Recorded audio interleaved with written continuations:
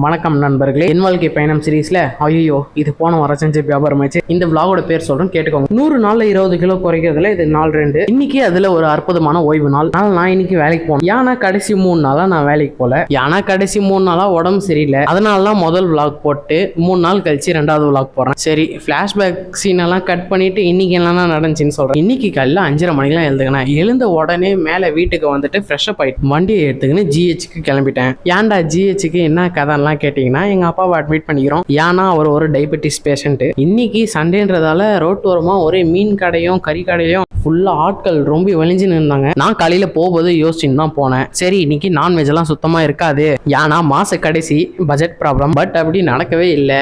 எங்க அப்பாவுக்கு போய் பிரேக்ஃபாஸ்ட்டுக்கு இட்லியை வாங்கி கொடுத்துட்டு வரும்போதே சிக்கன் எடுத்துக்கின்னு வீட்டுக்கு வந்துட்டேன். ஆனா காலையில பிரேக்ஃபாஸ்ட்டுக்கு எனக்கு சிக்கன் கிடையாது. மக்கூர்னி செஞ்சு வச்சுட்டு சாப்பிட்டு லஞ்சுக்கும் இதே எடுத்துன்னு போன்ட்டாங்க. ஆனா வருத்தத்தோடு சரிம்மா அப்படிலாம் சொல்ல மாட்டேன், அதுதான் வேணும் அப்படின்னு சொல்லிட்டு திரும்ப வேலை செய்யற இடத்துக்கு போயிட்டு அங்கிருந்து திரும்ப ஜிஹெச்சுக்கு போயிட்டேன். அங்க போனோடனே எனக்கு கீழே நிறைய மாத்திரை கட்சிது.